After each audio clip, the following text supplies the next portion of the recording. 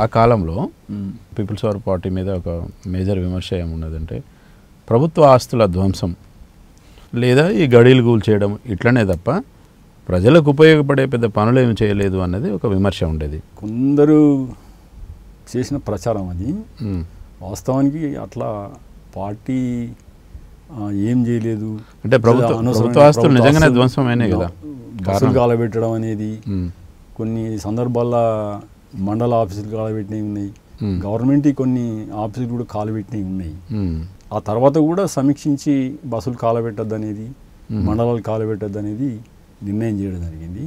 అయితే పార్టీ ఆ రోజు ఎందుకు చేయవలసి వచ్చింది అని అంటే ఏదో ఒక అరాచకం అనేటువంటిది కాదు, లేదు ఎవరికి పడితే వాళ్ళు తోచినట్టు చేయాలనేటువంటిది కాదు, అదొక పద్ధతిగానే చేయడం జరిగింది. ఎందుకు చేయవలసి వచ్చింది అని అంటే ఒక ఘటనను పీపుల్లోకి పోవాలని అంటే అటువంటి ఘటన చేసి ఆ ప్రచారం చేసినప్పుడు దానికి ఎక్కువ ప్రచారం జరుగుతుంది అనేటువంటిది. ప్రచారం కొరకు ఒకటి నిరసన కార్యక్రమం అన్నట్టు. ఈ ఎన్కౌంటర్ జరిగింది అని అంటే వాళ్ళు ప్రచారం కానితలేరు కదా. ఇక్కడ కూడా ఒక ఘటన చేసిన ఆడొక పాంప్లెంట్ వేసి దీనికి నిరసన అని చెప్పినప్పుడు దానికి ఒక ప్రత్యేకత వచ్చేది. అట్లా దానికి ఎంచుకోవడం అనేటువంటిది జరిగింది. ఆ తర్వాత క్రమంగా తగ్గిపోయింది. చేయొద్దనుకున్నాం అన్నట్టు. బస్సులు ఇది జనాల ప్రాపర్టీ కాబట్టి చేయకుంటేనే మంచిది అనేటువంటిది. అట్లనే దొరల గడీలు భూముల విషయాలు వచ్చినప్పుడు అంతా విధ్వంసం కార్యక్రమాలు అనేటువంటిది కొందరు మాట్లాడింది. కానీ వాస్తవానికి ఏంటంటే 90 వచ్చిన తర్వాత 90లో వెసులుబాటు ఏర్పడ్డది చెన్నారెడ్డి గవర్నమెంట్ వచ్చిన తర్వాత. ఆ టైం లోపల ఒక పెద్ద ఎత్తున జనాలు కదిలిండ్రు, అనేక విషయాల మీద పాల్గొన్నారు. అట్లనే మెయిన్గా అప్పుడు భూమి సమస్య తీసుకోవడం జరిగింది. అయితే అంతకుముందు కూడా భూముల కార్యక్రమం లేదా అంటే జరిగినాయి. పరంపోవులు భూములను ఆక్రమించుకుని ఉన్నాయి. కొన్ని దగ్గర భూస్వాములు వీక్గా ఉన్న కాడ వాళ్ళు మాకు లొంగొచ్చిన కాడ పట్టా భూములను కూడా ఇప్పించినవి కూడా ఉన్నాయి. అట్లేం లేదు. కాకపోతే ఏంటంటే పెద్ద ఎత్తున ఆ టైం లోపల జనాలు కదిలిండ్రు. ఆ టైం లోపల జగిత్యాల ఉన్న మెట్పల్లిలో నేను అప్పుడు అదే ఏరియా లోపల నాకు వర్క్ డివిజన్ ఉండే. జగిత్యాల మెట్పల్లిలో మీరు ఆర్గనైజరా? జిల్లా కమిటీ మెంబర్గా ఉన్నా. అట్లే మిగతా ఏరియాలో కూడా వచ్చేసినాయి. అప్పుడు పోయి జనాలు పోయి ఎర్ర జెండాలు బాతడం అనేది పెద్ద ఎత్తున కదిలిండ్రు. ఏం చేసిరు అక్కడ మీకు గుర్తుండిపోయేది బాగా? నేను చేసినటువంటి దానిలో ఏంటంటే అప్పటికి జనాలు పెద్ద ఎత్తున పనిచేయడం, సంఘటితం కావడం, పార్టీ అంటే ఒక ఇమేజ్ వచ్చేసింది. చాలా ప్రచారం కూడా జరిగింది. అనేక కార్యక్రమాల లోపల జనాలు కూడా పాల్గొనడం అనేది జరిగింది. ఇవన్నీ వీటి యొక్క ప్రభావంతోనే జనాలు అప్పుడు ఈ భూమి విషయం లోపల గడియలు ధ్వంసం చేయడం అనేటువంటి జరిగింది. అందులో ఐలాపూర్ అనేటువంటిది పెద్ద విలేజ్. అది ఆ విలేజ్లో ఇక్కడ ఏ మండలం? మెట్పల్లి. అందులో మళ్ళీ మెట్పల్లి అనే విలేజ్ ఉంటుంది. ఆ విలేజ్లో పెద్ద ఎత్తున జనాలు పొద్దంతా రాత్రంతా కూడా పోయి వాళ్ళ గడిలా ఉన్న మంచాలు, బట్టలు, కిటికీలు, తలుపులు, అలా వాళ్ళ టేబుల్ ఏమి ఉండవని సామాన్లు అన్నీ తీసుకుపోయినారు. పూల కొట్టిరా గడిని? ఓన్లీ వస్తువులు దోపిడీ చేయడమేనా? ఐలాపూర్ను మొత్తం గడిలను మొత్తం దోపిడీ చేశారు. దోపిడీ అంటే దాన్ని తీసుకుపోయినారు. మిగతా సిరికొండ ఇంకా కొన్ని విలేజ్లలో మొత్తం గడిలను కూలగొట్టినారు. వాళ్ళ వరండాలను కూలగొట్టి ఒక విలేజ్లో బస్ స్టాండ్ కట్టించారు, ఇంకొక దగ్గర స్కూలు కేటాయించారు. మీ ఆధ్వర్యంలో జరిగిందా? మేము అప్పుడు ఉన్నప్పుడే జరిగింది ఇది. అయితే భూములు తర్వాత మళ్ళీ తిరిగి పోలీసులు గవర్నమెంట్ ఆక్యుపై చేసుకున్నారు. మళ్ళీ తీసుకొని వాళ్ళకి అప్పచెప్పారు. అయితే అప్పటికే చాలామంది వెళ్ళిపోయారు కాబట్టి వాళ్ళు తీసుకోలే కొంతమంది. అట్లనే జనాలను దున్నకుండా చేసిండ్రు. గవర్నమెంట్ వీళ్ళు తీసుకోకుంటున్నారు. అట్లా పడవబడి ఉన్నాయి చాలా. ఇట్లా అప్పుడు స్కూల్స్ అయితే అట్లనే ఉన్నాయా మరి? అవి ఇప్పుడు ఎట్లున్నాయో పోయినాయో తెలియదు నాకు. కానీ నేను అక్కడ ఉన్నది వర్క్ డివిజన్ నాది 90 ఎక్కడ దాకున్నా. ఆ తర్వాత నేను వెళ్ళిపోయినా ఆ నుంచి. అప్పుడు ఏం జరిగింది అనేది ఇక తర్వాత ఏం జరిగింది అనేది నాకు తెలియదు. మీరున్న టైంలోనే ఏదో కోడి కూర ఏది మీ చావుకు వచ్చింది అనేది ఒక ప్రచారం. అది అప్పుడు ఒకటి పెద్ద ఘటన జరిగింది. అయితే అప్పుడు ఉద్యమం ఒక రకంగా తీవ్రం అయిపోయింది. ఫస్ట్ జనాలు మీరు ఏది పెడితే అది తినాలనేది చెప్పుకుంటూ పోయినాం. మరి మాకు కూడా పోషక పదార్థ పౌష్టికరమైన పౌష్టికర ఆహారం ఉండాలి కదా ఆ, అనేది మాకు కూడా చర్చ వచ్చింది. ఆ, అమ్మ ఇది ఏంది అలవాటు అయిపోయింది జనాలు, కానీ ఖచ్చితంగా మీరు కూడా మాకు కూర అండి పెట్టింది, కూరగాయలు అండి పెట్టాలి, ఆ, పప్పు అండు, కూరగాయలు అండి పెట్టారు. మనకు మీ రైతులు మీ ఇంటికాడ ఉంటాయి కదా, అవి ఎందుకు అండి పెట్టారు మాకు, ఉమ్, ఓ కోడిగుడ్డు ఎందుకు అండి పెట్టారు. అప్పటికి పౌల్ట్రీ ఫార్మ్స్ వచ్చేసినాయి, కోడిగుడ్లు అండి పెట్టాలని. అట్లా చేసినప్పుడు కొంతమంది కోడిగుడ్లు అండి పెట్టడం మొదలుపెట్టారు. ఆ తర్వాత కొద్దిగా ఉన్నోళ్ళు లేదు మీరు పెట్టాలని అన్న, ఏమవుతుందని అంటే దీన్ని ఏం బంగారం ఇదే అని తెల్లకొలం తీసుకొచ్చుడు పోసి పెట్టడం కూడా మొదలైంది. అయితే అప్పుడు తెలంగాణలో కాకుండా అప్పుడు శ్రీకాసాల సిటీ ఆర్గనైజర్లు మాకు ఎప్పుడన్నా క్లాసులు జరిగితే వాళ్ళు పెక్యులర్ కనిపించేది, మేము బక్క కనిపిస్తే వాళ్ళు కొద్దిగా దొడ్డు కనిపించేది, అంటే బలిష్టంగా ఉంటారు కదా వాళ్ళు. ఎందుకంటే తిండి ఆడ వేరే ఉండేది. ఇక వాళ్ళు తిండి గురించి మాట్లాడినప్పుడైతే మస్తు మాకేంది చికెన్ రోజు తింటాం ఈ ఇట్లా అట్లా అని వాళ్ళు చెప్పేది. అట్లా మేము కూడా ఏంటంటే ఒక పద్ధతిగానే ఆలోచించి తిండి మంచిది తినాలి. అట్లే ఎన్కౌంటర్లు కూడా జరుగుతున్నాయి. వాళ్ళతో కొట్లాడాలనంటే ఈ దృఢంగా ఉండాలన్నప్పుడు మంచి తిండి ఉండాలి, ఈ కారంతో నడవది. మరి జనాలకు పూర్తిగా అయితే ఇప్పుడు లేకుంటే ఏం లేరు, కొంత ఎకనామిక్ కూడా డెవలప్ ఉంది కాబట్టి తినాలని చెప్పుకుంటూ పోయినాం, అట్లా తినుకుంటూ వచ్చినాం. ఇవి కొన్ని సందర్భాలలో కూడా టెక్నికల్గా సమస్య అయిపోయినాయి. ఇది కోడిని కోసిరు అని అంటే ఎవరన్నా ఇవాళ అన్నలు వచ్చిరా అనేది కాడిపోయింది. బూరు చూసి మాట్లాడడం, అట్లనే ఒక ఇళ్ళల్లో అప్పుడు షెల్టర్ అన్నీ ఇళ్ళల్లో ఉండడం కదా, షెల్టర్లో ఉండి స్నానం చేసినాం అనుకో, వాళ్ళు ఉన్నదే ఇద్దరు, మేము ముగ్గురు నలుగురు పోయి స్నానం చేసేవారికి నీళ్లు బయట బాగా కనిపించి అన్నలు వచ్చిరా అని అడుగు కూడా వచ్చి ఇటు కొన్ని మాకు టెక్నికల్ సమస్యలుగా ఈ కోడి కూర కూడా ఒక సమస్యగా వచ్చింది. అట్లా చెల్పూరులో మేము ఒకసారి షెల్టర్ తీసుకున్నాం. అప్పుడు నాతో పాటు మన ఈ గణపతి, మాసాని రవీందరు, నేను జిల్లా కమిటీ మెంబర్గా అప్పుడే ప్రమోట్ అయినా, నాకు వర్క్ డిజైన్ అప్పచెప్పి ఏరియా పరిచయం చేయించడానికి నాతో గణపతి వచ్చిండు. అట్లే ఆయన గణపతి తర్వాత మళ్ళీ నేనే మీరా వర్క్ డిజైన్లో జిల్లా కమిటీ మెంబర్గా ఈ చేద్దామని వచ్చిండు ఆయన. ఆ రోజు చెల్పూర్కి పోయినాం. చెల్పూర్లో ఒక రెడ్డి, శివారెడ్డి అని రెడ్డి ఇంట్లో ఉన్నాం. తండ్రికి ఆయనకు గొడవలు అయినాయి, భూమి సమస్యలు వచ్చి వస్తే అప్పుడు మా ఆర్గనైజర్ మాసాన్ రవీందరు వాళ్ళిద్దరి సమస్యను పరిష్కరించాడు. ఓకే, పరిష్కరించినప్పుడు తండ్రికి ఆయన దగ్గర నుంచి ఎక్కువ రావాలనేటువంటిది చేస్తే ఆయనకు చెప్పిండు, కొద్దిగా సీరియస్గానే చెప్పాల్సి వచ్చింది. చెప్తే ఆయన దాన్ని సీరియస్గా తీసుకున్నాను, నాకు ఇట్లా చెప్తారా అన్యాయం. అయితే మేము పోయి పడుకున్నాం.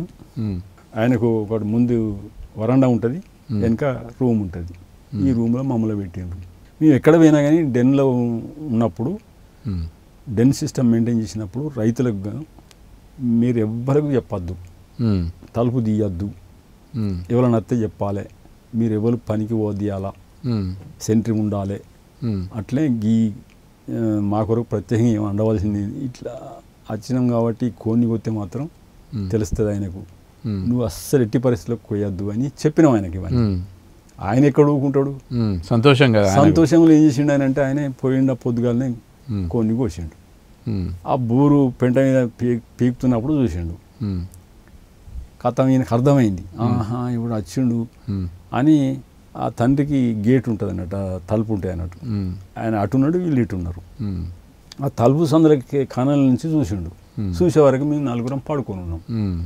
ఆహా పాటోళ్ళు వీళ్ళు అని ఏం చేసిండు అంటే, పోయి ఆయనే ఆ ఊళ్ళే సర్పంచి పాపిరెడ్డి అని ఉండే, ఆ సర్పంచ్కి చెప్పిండు. ఆయన మాకు అగైనెస్ట్గా ఉండే, ఆయన ఏదో సమస్యలలో మాకు వ్యతిరేకమైన. అట్లా ఆయన పోయి అప్పుడు చౌదరి సిఐగా ఉండే, ఆయన పేరు ఇంకొక ఆయన ఎస్ఐ ఉండే. వీళ్ళు 12-1 పోయి చెప్పిండు. ఆయన ఎందుకో కానీ అప్పుడు చౌదరి గురించి ఎక్కువ మేము ఉన్నది ఏంటి అని అంటే, ఈయన ఎన్కౌంటర్లు చేయడానికి ఇష్టపడడు. ఆ రోజు ఆయన 12 పోయిన సమాచారం ఆయన ఏం ఆలోచించుకున్నాడో 2 గంటల సమయానికి 2 వ్యాన్లు వేసుకుని వచ్చారు అన్నట్టు. 2 వ్యాన్లు వేసుకుని వచ్చి ఊరుకు 1 కిలోమీటర్ దూరాన కెనాల్ ఉంటుంది, ఆ కెనాల్ కాడ ఆపిండు బండి. అటు దిక్కు ఒక 2 వ్యాన్లు వచ్చాగినాయి, ఇటు 2 వ్యాన్లు వచ్చాగినాయి. మేము అనుకున్నాం ఏంటంటే, ఆ ఇంటి ఆయన వచ్చి అన్నకి ఇట్లా ఆడ 2 వ్యాన్లు ఆగినాయి, ఇటు కూడా ఆగినాయి అట్నే అని చెప్పిండు. చెప్తే మరి ఆడ గడిపోయి ఆగడం ఎందుకు, ముందర మేము రోడ్డు మీదనే ఉంటుంది వాళ్ళు ఇల్లు. ఏమైనా దాడి చేయాల్సుకుంటే మా మీద చేయాలి, కానీ ఇంకక్కడికి ఎందుకు పోయింది ఎందుకు పోయిన వీళ్ళు అంటే వాళ్ళకి ఏమైనా డౌట్ ఉండొచ్చు ఊళ్ళోకి వచ్చిందని, కరెక్ట్గా తెలియకపోవచ్చు అని మేము అనుకున్నాం. అట్లా 2 అయింది 3 అయింది, పోతలేరు అస్సలకి అక్కడి నుంచి వెళ్ళి. ఇటు నుంచి వచ్చి వాళ్ళు కూడా పోతలేరని అది చెప్పిండు. ఆఖరికి ఏంటంటే సాయంత్రం గారి వీళ్ళు ఏదో పోతలేరు అనేది మాకు కూడా ఇక టెన్షన్ పెరిగింది. ఆ రోజు మాకు ఉన్నటువంటి ఆయుధాలు కూడా ఎంత అంటే చాలా నాసిరకమైనవి, తపంచాలు. ఈ వీటితో వాస్తవానికి ఇక అప్పుడు ఉన్నటువంటి ఆయుధాలతో ఉన్న వాటితోనే కొట్టాలి తప్ప ఇంకా చేసేది ఏంటి. చాలా వరకు ఏంటంటే పద్ధతులు కాపాడుతాయి అనేటువంటిది మాకున్నటువంటి నమ్మకం. అయితే 5:30 అవుతుంది, మేము అన్నం పెట్టుకుని తింటామని తిన్నాం. 6 వరకు కొద్దిగా చీకటి అవుతుంది. పోలీసులు చుట్టుముట్టి ఉన్నా కానీ మీరు కంఫర్ట్గానే అన్నం పెట్టుడు తినడు తిన్నాం. చుట్టుముట్లు ఇవ్వాలి అంతే, అక్కడ ఆగిన పోయి. ఓకే. అంతే చుట్టుపక్క అన్ని పొలాలున్నాయి, ఇటు పొలాలున్నాయి అటు పొలాలున్నాయి, వాళ్ళు చుట్టూ తిరగడానికి కూడా లేదు. అయ్యేసరికి మేము పోయి కొద్దిగా దూరం మడికట్ల నుంచి పోయి అటెడు పోయినాం. కథం వచ్చేసారు. వచ్చేసి ఆ ఇంటిలను బాగానే కొట్టి అరెస్ట్ చేసి తీసుకుపోయినారు. అట్లా కోడికూర అనేది ప్రమాదాన్ని తీసుకొచ్చింది. కరీంనగర్లో ఒక జిల్లా కమిటీ స్థాయి నాయకుడిగా ఎదిగిన తర్వాత మీరు ఎట్లా అరెస్ట్ అయ్యారు, ఎక్కడికి వెళ్తుంటే అరెస్ట్ అయ్యారు? విప్లవ జీవితం లోపల మొత్తం 3 సార్లు అరెస్ట్ అయినా. ఒకసారి లీగల్గా అంటే 1980లో ఒకసారి అరెస్ట్ అయినా. ఆ తర్వాత ఉద్యమంలోకి వచ్చి మొత్తం ఫుల్ టైమర్గా వచ్చిన తర్వాత 88లో అరెస్ట్ అయినా, 1988లో. ఆ తర్వాత 3వసారి 2005లో అరెస్ట్ అయినా. ఈ మొత్తం కాలం లోపల దాదాపు 17 సంవత్సరాలు జైల్లో ఉన్నా. ఫస్ట్ సారి అయినప్పుడు 2 సంవత్సరాలు, సెకండ్ సారి అయినప్పుడు 15 సంవత్సరాలు, ఫస్ట్ సారి అయినప్పుడు 2 నెలలేమో కాలం జీవితం గడిపిన. ఇప్పుడు ఈ కరీంనగర్ నుంచి మళ్ళీ ప్రమోషన్ మీద ఎటు వెళ్ళిండ్రు?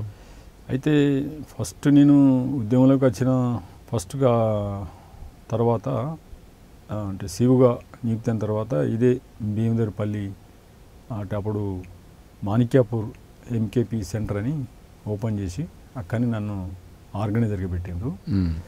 ఆ తర్వాత ఎప్పుడంటే అది 1982లో సిఓగా నియుక్తి అయినా. ఆ తర్వాత 2 సంవత్సరాలు 1984లో జిల్లా కమిటీలోకి తీసుకున్నారు. ఆ తర్వాత 1993-94లో స్టేట్ కమిటీలోకి పోయినా. ఇట్లా నా జీవితం ఉద్యమం లోపల ఈ స్థాయిలో పనిచేసిన. ఆ తర్వాత నేను అరెస్ట్ అయినా కాబట్టి జైలు జీవితం ఎక్కువ గడిచింది. మైదానంలో తెలంగాణ జిల్లా లోపల నేను చేసిన దాదాపు ఒక లీగల్గా ఉన్న 3 సంవత్సరాలు, అట్లనే అండర్ గ్రౌండ్లో ఉన్నటువంటి అదొక 5-6 సంవత్సరాలు, మొత్తం ఒక 8-9 సంవత్సరాలు మైదానంలో ఉన్నా. అట్లనే అడవి పోయిన తర్వాత ఆడొక 14 సంవత్సరాలు అడవి జీవితాన్ని చూసిన. ఆ తర్వాత జైలు జీవితం 15 సంవత్సరాలు. మొత్తం నా లైఫ్ అంతా ఏంటంటే ఒక 42-43 సంవత్సరాలు ఈ జీవితాన్ని కొనసాగించిన. మీరు ఎట్లా అరెస్ట్ అయినా? ఫస్ట్ క్యాంపెయిన్ చేస్తున్న క్రమం లోపల ఇంటికాడ వచ్చి పడుకున్నా. రాత్రి పోలీసులు వచ్చి మెయిన్ బ్యాచ్ని అరెస్ట్ చేస్తే తర్వాత తెలిసి నన్ను అరెస్ట్ చేసిండ్రు. రెండోసారి అప్పుడున్నటువంటి పీపుల్స్ వార్ పార్టీలో నేను పనిచేస్తున్న క్రమం లోపల మాకు మిలిటరీ ట్రైనింగ్ ఇవ్వడానికి అడవికి పంపించారు. ఫస్ట్ పంపించినప్పుడు అడవి అంటే ఎక్కడికి?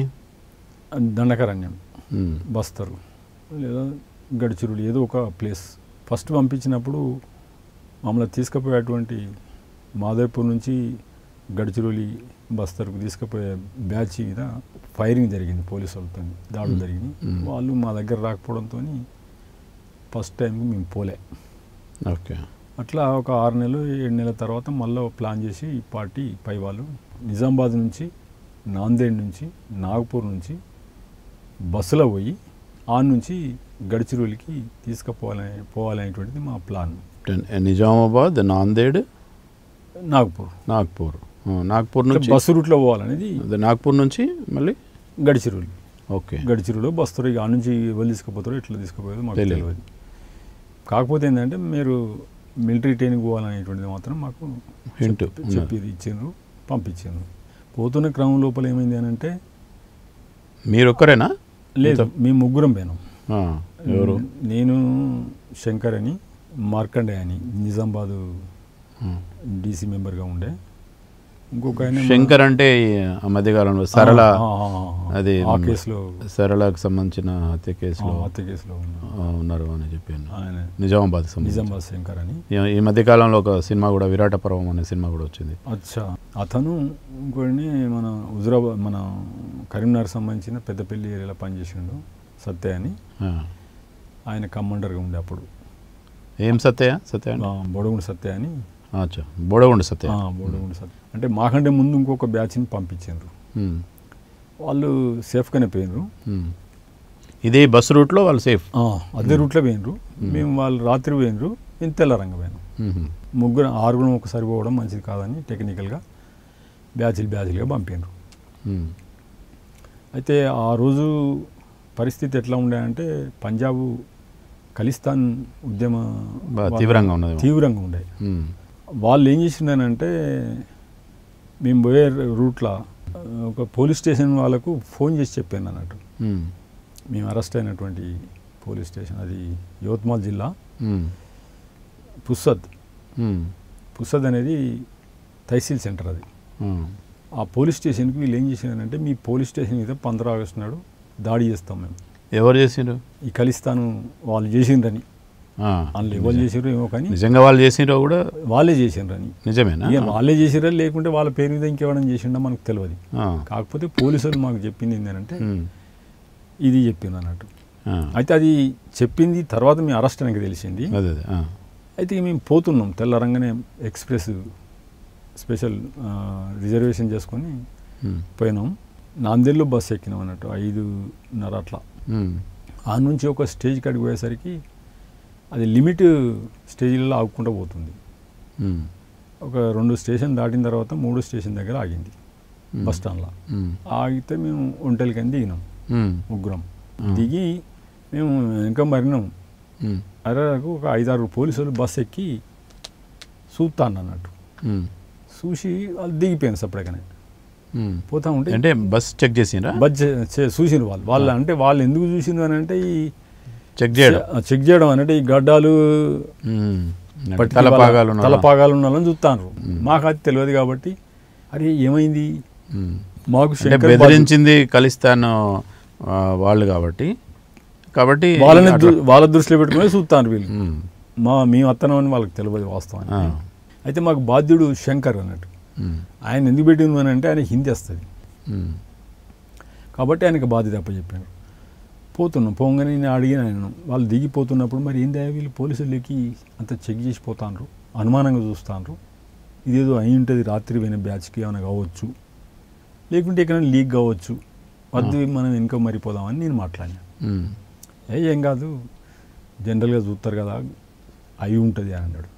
అదే జనరల్గా అయితే ఆగంగానే వచ్చి ఇక్కడ గందరు 4-5 పోలీసులు ఎక్కడ చూడడం, జనరల్గా అయితే ఒక్కడిద్దరు చూస్తాడు.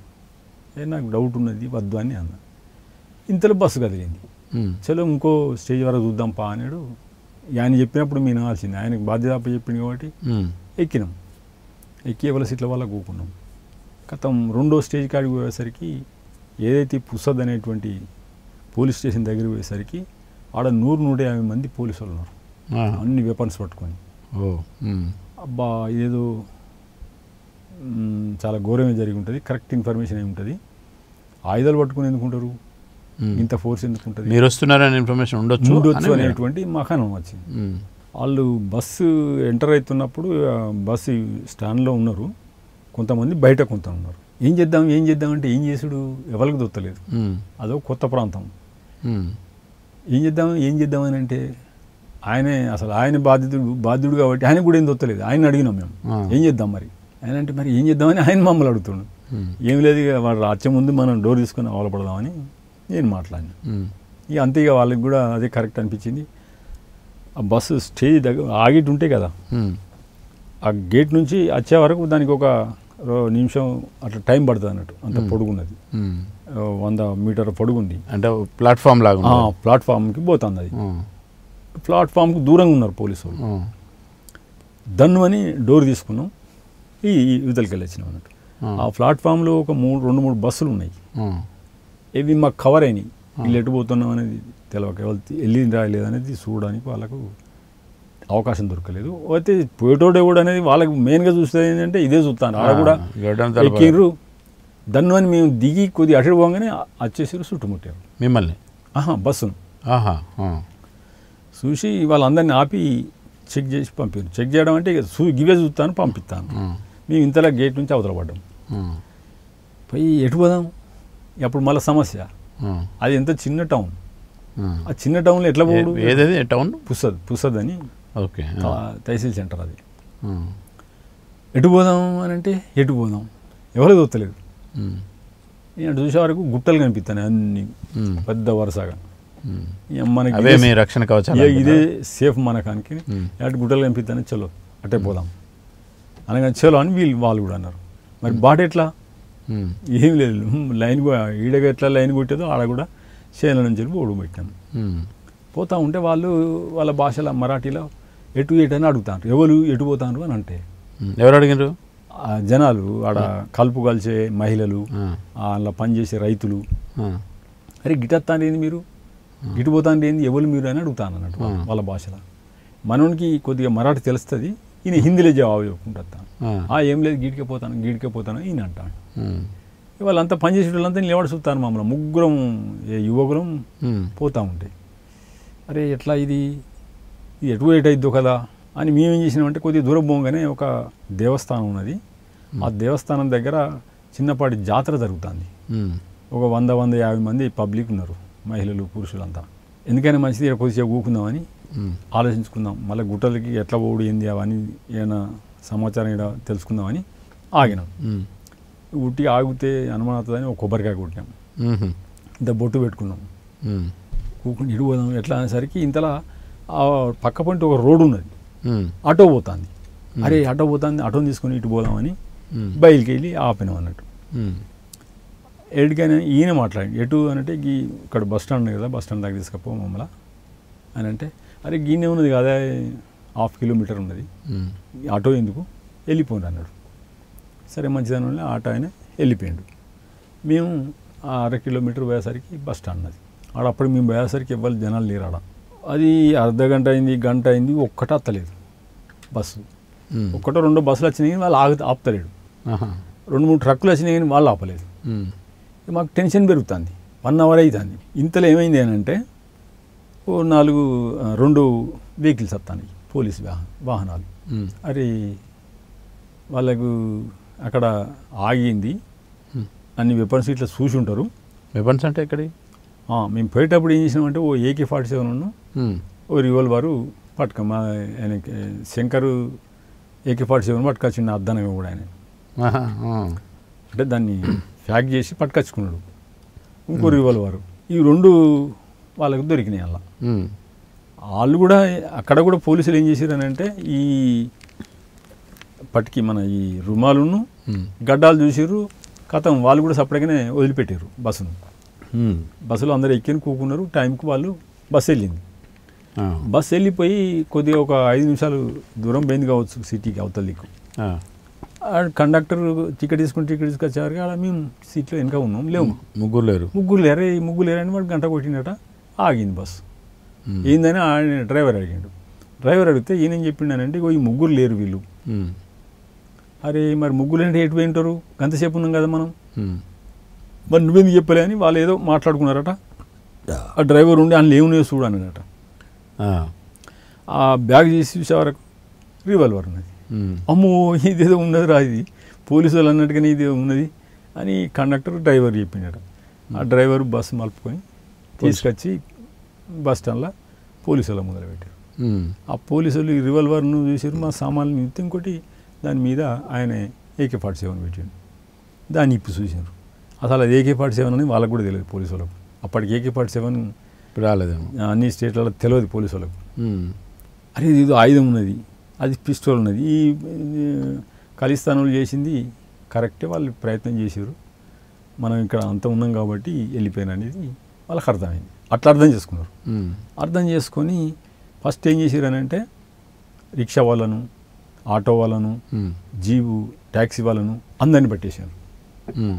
ఎందుకంటే వీళ్ళు వెంటనే వాళ్ళ పడి ఎక్కడ వెళ్తారు అని అనగానే వాళ్ళు అందులో ఆటో ఆయనను అడుగుతారు కదా, ఎటన్నా ఇట్లా కనిపించారు అది అని అంటే, అరే ఇట్లా ముగ్గురు అయితే ఇటు వేయండు అని వాళ్ళు చెప్పారు.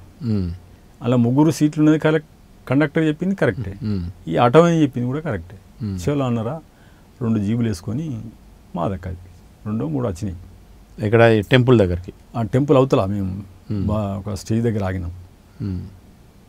దూరంకి వెళ్ళి చూసేవారికి అతని అబ్బా అయిపోయింది మా పంగని. అప్పటికే ఆయనకు శంకర్కు జ్వరం వచ్చేసింది. ఆ సత్యాన్న వాళ్ళిద్దరు మీరు ఒక్క దిక్కుంటారు, నేను ఒక్క దిక్కుంటా అని నేను చెప్పిన. అట్లే ఉందాం అన్నాడు. ఆయన జ్వరం వశపడతలేదు ఆయనకు. అరే ఎట్లా మరి ఎట్లా అని మేము మళ్ళీ మాట్లాడుకోలేక దగ్గరికి అత్తంటే దగ్గరికి అవుతుందని దాంతో నేనేం చేసినంటే కొంత దూరం పోయి ఒంటెలు పోసుకుంటా అట్లా నిలబడ్డా. కొంత దూరం అంటే ఇక వాళ్ళకి మంచిగా అనిపించింది. నేను ఆయన అని ఆటో డ్రైవరు కండక్టర్ చూపించాడు. కొంత పెక్యులర్గా ఉన్నా, నేను హైట్ ఉన్నా, కొంచెం స్మార్ట్గా ఉంటే ఆయన అని చెప్పాడు. నేను అనుకున్నా అవి వెళ్ళిపోయినాయి కావచ్చు అనుకున్నా. ఒంటెలు పోయి జిప్ పెట్టుకొని ఇటు మరిన అంతే. ఎటుపోతాను ఇకే అని వాళ్ళ మరాఠీ భాషలో మాట్లాడారు. అమ్మ అయిపోయిందిగా నా పని అనుకున్నాను. అప్పుడు ఏం చేయాలి మరిగా, ఏమి లేదు, ఏదైనా మంచితే సాధ్యమైనంత వరకు ఉరుకుతా అని ఒక పక్క పొంటి పడి ఉరుకుతున్నది. ఊరు పక్క పొంటి ఉన్నాం. ఉరుకుతా ఉంటే అందులో కూడా మంచి యువకులు ఉన్నారు, వాళ్ళు కూడా ఎంబడబడ్డారు. పోలీసులు ట్రైనింగ్ ఉంటుంది, వాళ్ళు దూరంగా ఉన్నారు నాకంటే. మస్తుగా మేము ఉరికినా వాళ్ళు ఉరికినా అలా అన్ని చెరుకు తోటలని బాగా. ఇక కొద్దిగా అయితే లేచి ఎనుగు అవతల దునుకుదామని ప్రయత్నం చేస్తాను. ఇట్లా కాళ్ళు లేచినాయి అంతే, వాళ్ళు వెనక నుంచి గల్ల అందుకున్నాడు. ఇక అట్లా కూలబడ్డా. 3 వచ్చి మీద కూకున్నారు. అలా జీబులు వచ్చినాయి. అలా డిఎస్పీ అట, సిఐ, ఒక ఎస్ఐ వాళ్ళు వీళ్ళు అందరూ వచ్చారు. వచ్చి లేపమన్నారు. వాళ్ళు మీద కూకున్న వాళ్ళు పక్కకుండి సిపాయిలు లేవగానే అక్కడ పక్క పడి అంతా జనాలు కూడా వచ్చేసారు. నేను తెలుగులో స్లోగన్స్ ఇచ్చిన, నక్సలైట్లు జిందాబాద్ అని. ఆడికి నక్సలైట్లు అంటే తెలుస్తాను అంతా జిందాబాద్ అనేది ఒకటి 2 సార్లు స్లోగన్స్ ఇచ్చిన వల్ల అందులో ఒక సిపాయి చెంపపంట 2 కూర్చుకున్నాడు. అలా డిఎస్పీ కొట్టకన్నాడు. కొట్టకని అలా ఆయన జీబులు వేయించుకున్నాడు. ఆయనకు కర్ణాటకట, తెలుగు వస్తాట కొద్దిగా అంత. ఆయన ఉండి ఏంది మీరు ఎవరు అని అడిగాను. ఆయన ఏమన్నాడనంటే, అరే వీళ్ళు ఖలిస్తాన్ వాళ్ళు అంటే నక్సలైట్ అంటాడు ఏంది అని అనుకొని మీరు ఎవరు అని అడిగిండు. అంటే మీరు నక్సలైట్లు అని చెప్పిన. అరే మరి గిట్ ఎందుకు వచ్చినావు, మరి గిట్టెడు పోతాను ఎందుకు వచ్చినావు ఇక్కడికి అన్నాడు. అంటే చెప్పలే నేను. ఎటు పోతానో చెప్పు అని అన్నాడు. మిలిటరీ ట్రైనింగ్ అని చెప్పలేవు కదా, మిలిటరీ ట్రైనింగ్ అని చెప్పలేము కదా. పని ఉండిపోతానా, ఏం పని అని అన్నాడు. అంటే ఇక చెప్పాలి కదా, చెప్పలే నేను అన్నవాళ్ళు. అందులో సిపాయి ఉండి వాడు బుచ్చుకున్నాడు. చెప్పమని వాళ్ళ భాషలో చెప్తే నాకేం అర్థమవుతుంది. కొట్టకన్నాడు. కొట్టకని తీసుకుపోయి లాకప్లు వేసాడు. లాకప్లు వేసి వాళ్ళు 3 ఏరి అన్నాడు, వాళ్ళు 2 ఏరి అన్నాడు. అంటే నాకు తెలియదు అన్న. ఎందుకు తెలియదు, 3 కలిసి వచ్చారు కదా మీరు, 3 కదా, ఎందరు మీరు అన్నాడు. అంటే నేను ఒక్కనే అని ఫస్ట్ అన్న. రైట్ జూట్ బాత్ కర్రా అని. నాకు తెలియదు అని అన్న. అందువల్ల ఆడ ఆటోని పిలిచారు. ఈయన గుర్తుపడతావా అన్నాడు. అంటే నాకేం తెలుసా అని నేను అన్నా. ఇంతలో ఏంటంటే అక్కడ మంగళూరు, ఇక్కడ మంగళూరు పోయి అక్కడ సెటిల్ అయ్యారు. సెటిల్ అంటే కటింగ్ చేస్తారు. అలా తెలుగు వచ్చి పట్టుకురాపోమన్న వాళ్ళు పట్టుకొచ్చిండు. ఒక ఆయన మాట్లాడిపించాడు. నీతో 2 వచ్చారట కదా, వాళ్ళిద్దరు ఏరియా అని అడుగుతాడు అని అన్నాడు. అంటే ఇది అటోడే చెప్పి ఉంటాడు, ఇంకెవరికి వెళ్తుంది. కాబట్టి నేనేంటే ఒక ఆటోనే కలిసిండు మాకు. ఆటోనే కలిసిన తర్వాత మమ్మల్ని తీసుకుపోమ్మా అన్నాడు. పొమ్మంటే ఆయన తీసుకుపోనన్నాడు. ఇక్కడనే ఉన్నది పొమ్మన్నాడు. అప్పుడు మా వాళ్ళు ఏం చేశారంటే 2 అటు పోయినరు, నేను ఒక్కని ఇటు వచ్చిన అని చెప్పాను. ఆహా అంటే అటు పోలే అంటున్నది, ఇటే పోయిరని చేసారని అంటే ఇక వాడు ఇటు తిరిగి ఎక్కడెక్కడో తిరిగారు వాళ్ళు, వాళ్ళ జాగాల వాళ్ళు. అట్లా వాళ్ళు సేఫ్ అయిపోయారు. ఓకే. ఎక్కడెక్కడో మరి తిరిగి వాళ్ళు వెళ్ళిపోయారా అక్కడికి మిలిటరీ ట్రైనింగ్కి? వాళ్ళు ఇక మిలిటరీ ట్రైనింగ్ పోలే, అటు పోలే, మళ్ళీ వాపస్ వచ్చేసారు. Okay okay. ఎక్కడెక్కడ ఏమైందో తెలియదు కాబట్టి ఇంక ఇటువంటి ఏర్పాట్లు ఎక్కడెక్కడ ఉన్నాయో ఎన్నికి పోవడం చాలా కష్టమైందని. రాత్రి వాన పడడం, ఆ రోడ్డు తెలియకపోవడం, ఇటు పోవాలో తెలియకపోవడం, ఈయనకి జ్వరం రావడం, చాలా నానా కష్టాలు పడ్డారు అన్నట్టు. అటువంటి ఆ సీకట్ల లైట్లు కనిపిస్తూ ఉంటాయి కదా రోడ్ల పంట పోయే వెహికల్స్, ఆ లైట్లను దృష్టిలో పెట్టి. ఇదంతా ఏ ఇయర్లో జరిగింది? 88లో 88లో జరిగింది. ఇక ఆ లైట్ పట్టుకొని పోయి వాళ్ళు ఏం చేశారంటే ఏపీ అని ఉంటాయి కదా ఈ వెహికల్స్, అది చూసి తెలుగాయనతో మాట్లాడి ఇట్లా మేము చెప్పుదామా వద్దా అని వాళ్ళే ఇద్దరు తర్జన భర్జన అయ్యి, ఏదైనా మంచిది ఆంధ్రాలో తెలవడు మన గురించి, సానుభూతి అయితేనూ పోదాం, లేకుంటే చెప్తే వద్దాం అనుకొని, ఏం లేదు మేము ఇట్లా పార్టీ వాళ్ళం, ఇట్లా మేము పరిచయం అయినాం, పోలీసు వాళ్ళు ఇట్లా మమ్మల్ని అది చేశారని కొంత వివరంగా చెప్పారంట. చెప్పి మమ్మల్ని లోపల పడి మీదికి వెళ్ళి టెంట్ వేయనంటే అట్లా వద్దన్నా, ఒకవేళ తెలిసిందనుకో మీతో పాటు నేను కూడా రావాల్సి వస్తుంది, ఆ సంపతరు ఏం చేస్తారో మాకు తెలియదు, మీరు ముందర కూకొని అంతే, నాకైతే ఎవరో తెలియదు, ఆపినరు మీ ఆంధ్రాకి తీసుకుపోమానంటే పైసలు ఇస్తానంటే తీసుకుపోతాను, ఇట్లా చెప్తే అయిపోతుంది. కరెక్ట్. సరే మంచిగా సత్యం బద్దపత్యం ఈయనే ఉంటామని ఆయన, ఎందుకంటే మరలా ఆయన ఇష్ట పెడితే ఆయన ఎక్కడెక్కడ ఏం చెప్తుందో తెలియదు, సపడే కూకున్నారు. నిజామాబాద్కి వచ్చింది, నిజామాబాద్ దిగి ఇట్లా వెళ్ళిపోయింది, స్టేట్మెంట్ ఇచ్చారు ఇట్లా మా ఊరిని అరెస్ట్ చేసిరని. అట్లా నన్ను తీసుకుపోయి తెల్లారే కోర్టులో హాజరుపరిచింది. అది అట్లా అప్పుడు దాదాపు ఒక 40-45 కేసులు పెట్టారు. ఏ జైల్లో ఉన్నారు అప్పుడు? మరి అప్పుడు నేను అమరావతి అని మహారాష్ట్రలో ఒక 6 నెలలేమో పెట్టిండ్రు, ఆ ఆయుధాలు దొరికిన కేసు ఒకటి పెట్టిండ్రు. 6 నెలలేమో జైల్లో ఉన్నా, అమరావతి జైల్లో 6 నెలలు ఉంటే నన్ను పంపు అంటే వాళ్ళు పంపలే, వాళ్ళు నిర్లక్ష్యం చేయబట్టారు. నాకు పోవాలని ఉండే, అక్కడ తిండి భాష రాకపోవడం అంత ఇబ్బంది అనిపించింది, అక్కడ ఏం జరుగుతుంది అనేది ఒక ఆతృత ఉండే. దాంతో ఏంటంటే నేను ఒక 5 రోజులు అన్నం తినలే, నన్ను పంపితే పంపురి, లేకపోతే మాత్రం పంపేంతవరకు దాకాని అన్నం తిన అని మొండికేసి 5 రోజులు 6 రోజులు అన్నం తినలే. తినేటట్టు లేడని దాంతో వాళ్ళు ఏం చేశారంటే ఎస్కట్ని తయారు చేసుకొని ఆంధ్ర వాళ్ళకి తెలియజేస్తే వాళ్ళు ఎస్కట్ వచ్చింది, వీళ్ళు తీసుకొచ్చి ఇక్కడ ఆంధ్ర పోలీసులకు అప్పచెప్పాను, కోర్టులో అప్పచెప్పారు, పోలీసులకు అప్పచెప్పలే. కోర్టు వాళ్ళు జైలుకి పంపారు. ఏ జైలు? వరంగల్ జిల్లా ఉన్నా. అచ్చా, వరంగల్ సెంట్రల్ జిల్లా. వరంగల్ సెంట్రల్ జిల్లా. అప్పుడు 2 సంవత్సరాలన ఒక 6 నెలలేమో అమరావతి అని మహారాష్ట్ర విదర్భ ఆ జైల్లో ఉంది, సెంట్రల్ జైలు అది కూడా. ఓకే. ఇట్లా గడిచింది. ఆ తర్వాత 2 సంవత్సరాల తర్వాత పార్టీ అప్పుడు అన్ని కిడ్నాపులు బాగా జరిగినాయి సందర్భంగా ఒక 2 ఎమ్మెల్యేలను కిడ్నాప్ చేసింది అప్పుడు. అచ్చా. కిడ్నాప్ చేసి అందులో చాలా సంవత్సరాల నుంచి జైల్లో ఉండరు అప్పుడు మన వాళ్ళు. మెయిన్గా సంతోష్ రెడ్డి, వాళ్ళన్న పురుషోత్తం రెడ్డి, నేను, ఇంకొని సాంబయ్య అని, కత్తి మోహన్ రావు అని, ఇంకొని శంకర్ అని ఉండే, గుండెటి శంకర్ అని, వీళ్ళ 5గురిని 6గురిని విడిచిపెట్టాలని డిమాండ్ చేశారు. డిమాండ్ చేస్తే అప్పుడు చెన్నారెడ్డి గవర్నమెంటు ఒప్పుకొని వదిలిపెట్టింది. అట్లా కేసులు 45 కేసులు వాళ్ళు విడ్డ్రా చేసుకున్నారు గవర్నమెంట్. దాంతో బయటకు వచ్చింది. మరి ఆ తర్వాత మళ్ళీ ఎట్లా అరెస్ట్ అయ్యారు? ఆ తర్వాత నేను మళ్ళీ ఒక 6 రోజులు 7 రోజులు ఇంటికన్నా అంతే, తిరిగి మళ్ళీ పార్టీలోకి వెళ్ళిపోయాను. ఆ తర్వాత మళ్ళీ ఎప్పటికి అంటే 2005 ఆ టైంలో అది కూడా మళ్ళీ మహారాష్ట్ర మళ్ళీ నాగపూర్ని అరెస్ట్ అయ్యాను. మహారాష్ట్ర. అప్పుడు మీ బాధ్యత ఏంది? అప్పుడు ఏమున్నారు మీరు? ఇప్పుడు మూడోసారి అరెస్ట్ అయినప్పుడు స్టేట్ కమిటీ మెంబర్గానే ఉన్నాను. మహారాష్ట్ర అంటే Maoist party state committee member, Maharashtra state committee member. First DK HZC మెంబర్గానే ఉన్నా, అంటే స్టేట్ కమిటీ మెంబర్గానే అక్కడ నియుక్తి అయినా. ఆ తర్వాత ఈ మెర్జర్ అయిన తర్వాత ఆ బాలఘాట్ను మహారాష్ట్రలో కలిపి అదొక స్టేట్ చేశారు. అచ్చా. మహారాష్ట్ర నుంచి మెర్జర్ అయిన పార్టీ వాళ్ళను మమ్మల్ని కలిపి కమిటీ మెంబర్గా పెట్టాను. అట్లా నేను 2005లో బాంబేలో మీటింగ్ ఉండే, స్టేట్ కమిటీ మీటింగ్. ఆ స్టేట్ కమిటీ మీటింగ్ అయ్యి తిరిగి నేను వాపస్ వస్తున్నా. నేను వర్క్ డిజైన్ అడవి కాబట్టి మావోయిస్ట్ పార్టీ ఇట్లా పెద్ద పెద్ద మెట్రోపాలిటన్ సిటీస్లలో మీటింగ్లు పెడుతుందా? అంటే అప్పటికి నడిచింది.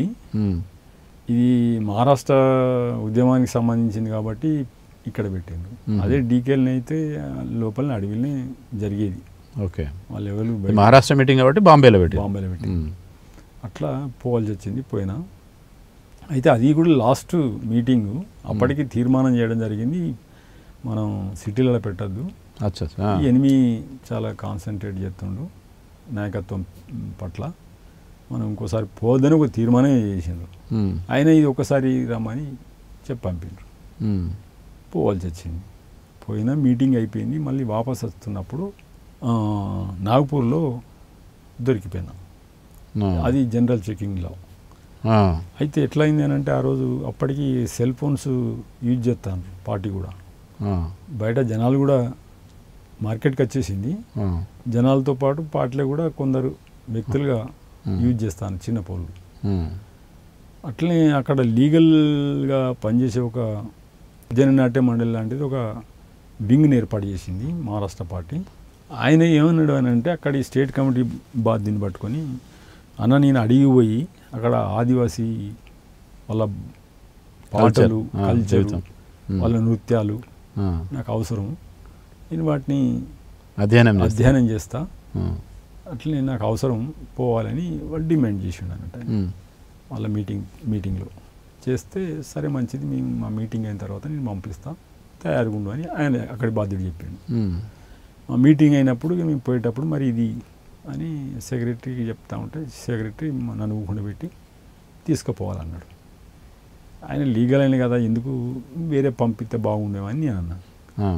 ఏం కాదు, అక్కడ మీ తెలంగాణలో ఉన్నట్టుగా నువ్వు ఆలోచించాల్సిన అవసరం లేదు, అంత తీవ్రంగా ఏం లేదు అని వీళ్ళు మాట్లాడారు. అయితే అప్పటికే ఛత్తీస్గఢీ గవర్నమెంటు, ఎంపీ గవర్నమెంటు కొంతమంది లిస్టులు డిక్లేర్ చేసిండ్రు, ఇంత ప్రైజ్ అనేటువంటిది. అందులో మీరున్నారా? అందులో నా పేరు ఉంది ఒకటి. ఎంత మీది? అప్పుడు 5 లక్షలు ఉండే ఫస్ట్ స్టార్టింగ్లో. అది 2002లో 2003లో చేసిండ్రు. అది పేపర్లో కూడా ప్రకటించిండ్రు. అప్పటి నుంచి వెళ్ళి ఏంటంటే అప్పటికి ఈ ఆదిరెడ్డి వీళ్ళు చనిపోయినరు. చనిపోయిన తర్వాత మంత్రి హత్య జరిగింది. అప్పటి నుంచి వెళ్ళి కొందరి పేర్లు వాళ్ళు డిక్లేర్ చేసినారు. అంటే ఆ స్టేట్లో కాకుండా మిగతా స్టేట్లలో కూడా, ఏపీలో ఇవన్నీ ఏపీ వాళ్ళు కూడా అప్పుడు నా పేరు కూడా పెట్టింది ఇక్కడ. వాళ్ళు 10 లక్షలు వీళ్ళు ఏపీ వాళ్ళు పెట్టిండ్రు. ఛత్తీస్గఢ్ వాళ్ళు ఎంపీ వాళ్ళు 4 లక్షలు పెట్టిండ్రు. వాళ్ళు మహారాష్ట్రలో 5-3 వాళ్ళు పెట్టిండ్రు, ఛత్తీస్గఢ్ వాళ్ళు పెట్టిండ్రు. ఈ మొత్తం కలిపితే అప్పటికి ఒక 20 లక్షలే ఉన్నది. జైలు నుంచి బయటకు వచ్చే వరకు ఎంత మీ ధర? నేను అరెస్ట్ అయిన నాటికే 20 లక్షలు. అచ్చా. అయితే ఇవన్నీ ఉన్నాయి కాబట్టి వద్దు, మీరు ఇక్కడ లీగల్గా ఉన్నారు కాబట్టి పట్టించుకుంటలేని అంటున్నావు, కానీ మరి ఇట్లా కొంతమంది ఉన్నది కదా, సీరియస్గా ఉన్నది, వద్దని వాళ్ళతో మాట్లాడినా. అసలు సిటీలో మనం మీటింగ్ పెట్టుకోవద్దని అంటే మళ్ళీ ఈ లీగల్ వాళ్ళని ఎంబడి పెట్టుకోపోవడం మంచిగా ఉండదేమో అని అంటే వాళ్ళు కన్విన్స్ చేయడానికి ప్రయత్నం చేసిండు. సెక్రటరీ మాట్లాడింది కాబట్టి సరే మంచిదని ఒప్పుకున్నాను. ఆయనను రాత్రి చీకటి అయినాక పట్టుకరండి పంపి నా దగ్గరికి తీసుకొచ్చేటోళ్ళు. కొద్దిగా చక్కగా కాకుండా గజిబిజి పట్టుకొని రాండి అని చెప్పింది. ఎందుకంటే నిగరాని ఉంటుంది కాబట్టి, ఎందుకంటే లీగల్ వాళ్ళ ద్వారానే వీళ్ళు అండర్ గ్రౌండ్ వాళ్ళని పట్టుకోవచ్చు అనేటువంటిది అప్పటికి మాకు కూడా అర్థమైంది. వాళ్ళు కొందరిని అరెస్ట్ చేయడం దాన్ని బట్టి ఆ పద్ధతి, ఆ ప్రికాషన్ తీసుకోవాలని వాళ్ళకి చెప్పాను నేను. అయితే ఆయన ఏం చేసిండు అని అంటే ఆయన ఈ సెక్రటరీ చెప్పెట్టిండు కాబట్టి నేను పలానా రోజు అడిగి వెళ్ళిపోతుండ్రా అని వాళ్ళ దోస్తులకు ఫోన్లో చెప్పిండట. అప్పటికి కేసు సిబిఐ డీల్ చేసింది. ఏది మంత్రి కేసు కాబట్టి. ఈ సిబిఐ వాళ్ళు ఇంట్రెస్ట్గా ఇవన్నీ నంబర్ తీసుకుని దగ్గర పెట్టుకున్నారు. వాళ్ళు ఏం చేశారంటే దాన్ని ట్యాప్ చేసిండ్రు.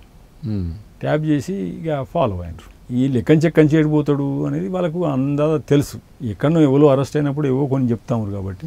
అంటే సిటీకి వచ్చిండు అని అంటే మీటింగ్కి వచ్చినట్టు పోతే ఎక్కడికి పోతాడు, మళ్ళీ వీని వర్క్ రీజన్ అక్కనే పలానా అటే పోతాడు. ఎలంగా పోతాడు అని అంటే నాగపూర్ నుంచి పోతాడు అని అంతా అలర్ట్ చేసి పెట్టినారు. మీ గురించి మా గురించి. అయితే ఎక్కడెక్కడ వాళ్ళు ఏం చేసారో మాకు తెలియదు. అయితే నేనేం చేశానంటే ఒక ట్యాక్సీ తీసుకొని పోయినాం అన్నట్టు. కారు 3 గంటలకు 4 గంటలకు నాగపూర్లో దిగినాం. దిగి బాగా అంత నొప్పి ఉంది, బాగా లంబా సఫర్ కదా. ఆ సఫర్లో నేను కొద్దిగా సఫర్ అయినాం, బాగా అలసిపోయినాం. అట్లే ఈ దినంలో కూడా అక్కడికి పోరాదు. ఎక్కడి నుంచి ఇక్కడ దాకా అంత ఇన్ఫార్మర్లు ఇక అక్కడో ఇక్కడో ఎవడోడు చూస్తూ ఉంటాడు. ఇప్పుడు అద్దు అని మేము రాత్రి 11 గంటలకు బస్సు ఉంటుంది, లాస్ట్ బస్సు. అక్కడ అన్ని ప్రైవేట్ బస్సులు టూరిస్టులు అలా పడి పోదామని టికెట్ బుక్ చేసి పెట్టుకున్నాం. 11 అయ్యేదాకా ఎక్కడ ఉండాలంటే ఈ రోడ్లన్నీ తిరగడం మంచిది కాదని లాడ్జీ తీసుకున్నాం. లాడ్జీ తీసుకొని లాడ్జీలో ఉన్నాం. ఆ లాడ్జీలో తీసుకొని మొహం గడుపుకొని పోయి అందులో ఆగిన. నేను బట్ట గిట్ట తీసేసి స్నానం చేద్దాం అనుకున్నా, కానీ ఆగినాక ఒక గంట ఛాయ్ తెప్పించుకున్నాం. ఛాయలు తాగినాం. అన్నం కూడా తినలే. అన్నం బయటికి పోయి తినొచ్చినాం. తినొచ్చి బట్టలు ఇడిచేసి ఆడేసిన. ఈయన ఏం చేసిండనంటే బయటికి పోయి వరండా మీద చూస్తూ ఉండు అటు ఇటు. ఆయనకు నాగపూర్ చాలా తెలిసిన ప్లేస్. ఆయన పోయి చూసేవారు అక్కడ దగ్గరలో ఒక చౌకీ దగ్గర ఒక 2 వ్యాన్లు వచ్చి ఆగినాయి. ఆగి పోలీసులు దిగుతుండట. ఆయన నా దగ్గరికి వచ్చి అన్నకి ఇట్లా గీన చౌకీ ఉన్నది, చౌకీలో అంత పోలీసులు వచ్చి ఆగిరు అన్నాడు.